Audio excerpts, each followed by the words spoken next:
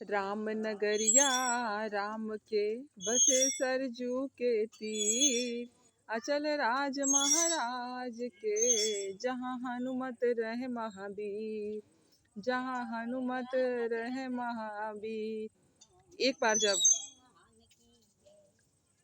प्रभु राम जो है सुग्रीव को किष्किंधा का राजा बना दिए, तब सुग्रीव कहते हैं कि प्रभु माता सीता का पता लगाने के लिए हमारे सारे वानर सेना जाएंगे और ढूंढेंगे कि माता कहाँ है।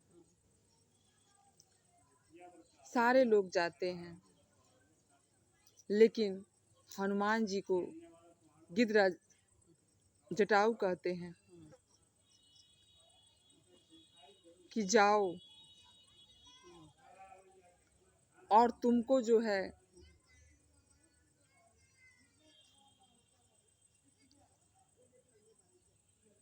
बचपन में एक श्राप लगा था जिसे तुम अपनी शक्ति को भूल गए हो, लेकिन तुम बहुत शक्तिशाली हो। तुम ही चाहो तो इस समुद्र को लांघ सकते हो और माता सीता का पता लगा सकते हो और सारी वानर सेना का सम्मान बढ़ा सकते हो।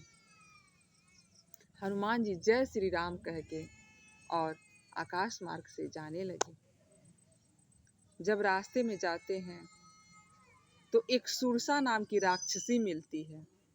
वो हनुमान जी को रोक लेती है और कहती है कि बहुत दिन हो चुके हैं, हमको कोई आहार नहीं मिला है, इसीलिए मैं सबसे पहले आज तुझे भोजन करूंगी। वह कहते हैं राम काज किए बिना मोह कहाँ विश्राम।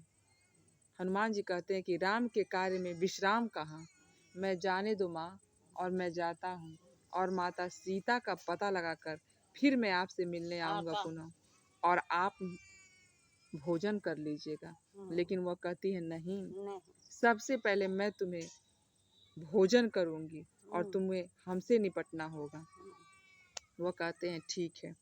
अपने मुख को खोलती हैं। जब अपने मुख को खोलती हैं तो प्रभु बहुत विशाल सा बना लेते हैं अपने शरीर को।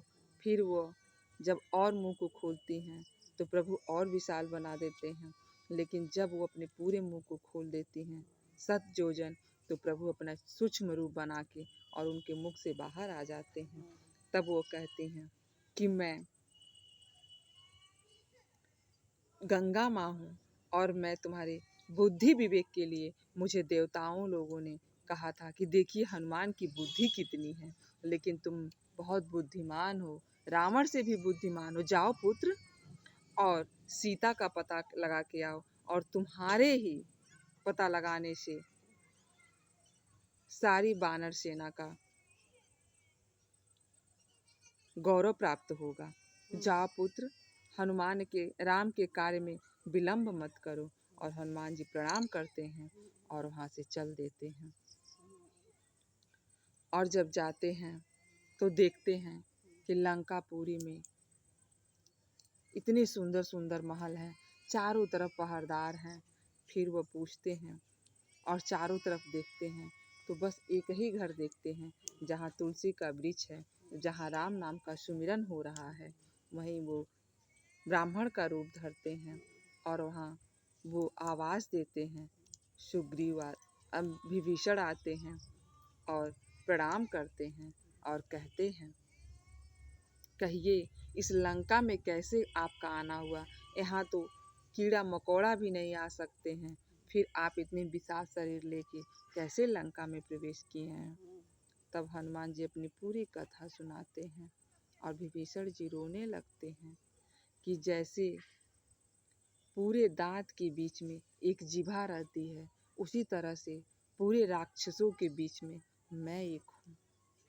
और विभीषण जी को हनुमान जी कहते हैं कि राम आपसे अवश्य मिलेंगे और विभीषण जी कहते हैं कब मिलेंगे, कब मिलेंगे। वह बार बार इस बात